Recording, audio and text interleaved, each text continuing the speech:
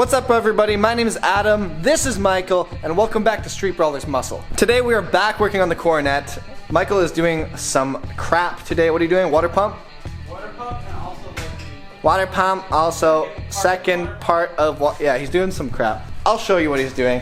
For you guys that haven't seen this thing before, it's a 1969 Coronet. If you missed the video where we went and grabbed this thing, I'll link it in the description or right above right now. 383 Mopar Magnum, whatever, Trojan Magnum. Here's the interior, pretty nice unit, not gonna knock it. Got some nice wheels on here, nice tires. So hopefully she rips, but we'll see in a sec. Alright, so here's the heater box at the Coronet. Michael just put this new motor on, and she's pretty nice. She's nice and quiet. Yeah, it's really quiet. I like that. I like being able to talk in the car. Like, it's very quiet, and you can see the whole thing that I was saying about sealing is because I put this way too thick foam all the way around. It like seals the box very nicely, and I don't feel any leaks here. Holy! It's big when it's out of the car, hey? Dude, it's big when it's in the car. Do you think you'll need spacers? No. I did. As long as it's 5.5 backspace. I have a dish. Or longer. I have a really big dish. As long as it's 5.5 or deeper backspace, I'll fit. You don't have that much dish.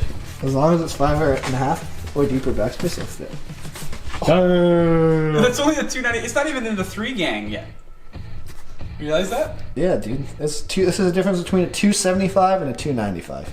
So yeah, we're just gonna dry fit this on the back of the car while we're here, and see what it looks like while we take a little break.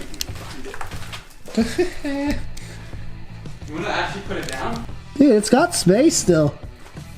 We still got tons of space. Take a look. Anyway, since I checked in on the Coronet last, Michael installed some disc brakes on the rear. Looks pretty sweet. This thing's gonna stop real nice now. Because if you remember last time, we had some brake problems when we brought this thing home in the first video. If you haven't seen the first video when we went and got it, link is in the description. Doing the rad and the fuel pump on the Mustang at the same time. So if you want to go see the fuel pump video, I think that one will be out first. Just go click on the channel. You'll see us putting a brand new inline AEM pump for the EFI that's on my Mustang. We just took the rad out. Sorry, I forgot to film that part, but the new rad that's gonna go in is super nice. You can probably see it in the thumbnail. Big old aluminum 4-core boyo. And she's going in here, and this thing's gonna stay cool for those hot summer days. Yeah! Oh, I hear some dribbles.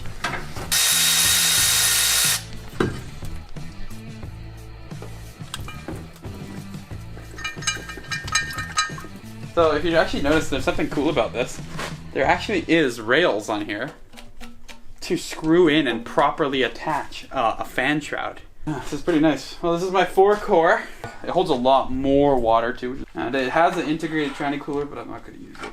What? You got an aftermarket tranny cooler? Because it's manual valve body, so it'll probably be hotter. The tranny will probably be much hotter. So that's why I thought maybe it might not be best to use this one. The only thing that's different is the nothing. This should be direct fit. The only thing that's different is the nothing. Ooh. Dude, it's a thick boy. Is this gonna cool stuff? I hope. It's literally just too big. That's in the middle. Good. If I line up a hole on this side, that's a hole lined up. That's the hole lined up? So it doesn't direct fit. They said it was direct fit though. That's okay. They lie. I'll just put nutserts. It's gonna be though up here, a little bit higher. Like I'll put it on the same midline, but like that's how it will sit, right, just like that. So it almost barely fits. Almost barely direct fit. Well, the thing you have to remember though is like this is also a 4-core, so like it's substantially thicker, right? Yeah. So because of that, it's not gonna fit exactly in the same spot. Yeah, but if they say it's direct fit, like at least the fucking hose should line up. The hose does line up. The bottom one. The bottom one? Yeah.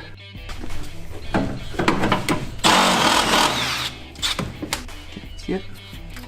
Yes. That's a nutsert right there. Yeah. You see how it just fits there nicely? So you take your tool with your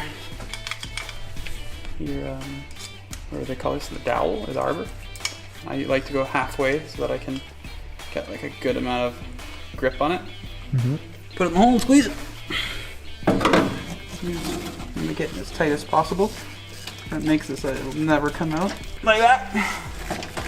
You just back that bitch up. This is how I installed my shifter. Nutsert's in. Fan didn't fit this way, so Michael moved it to the front. So now she's pushing through the rad. Oh, setup looks pretty good, man. So we just hooked up the hoses now, bringing this thing outside to get up to temp.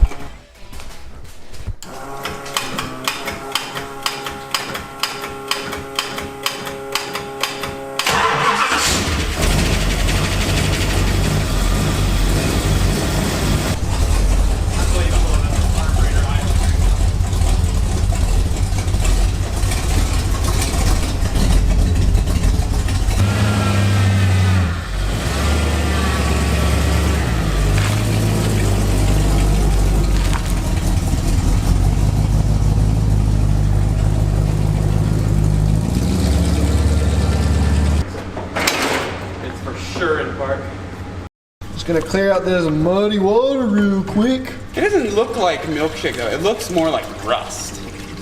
You know? Well, good thing you took that old rad out and put this new shiny baby in there.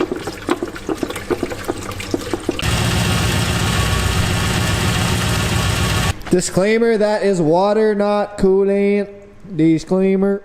Alright guys, so that wraps up installing the rad on the Coronet. This kid's got some big boy coolant now. Bada bing, bada boom. It's gonna be a good time. More videos to come on this Coronet, so subscribe to catch those. We'll leave you off with the sick exhaust now. Peace out.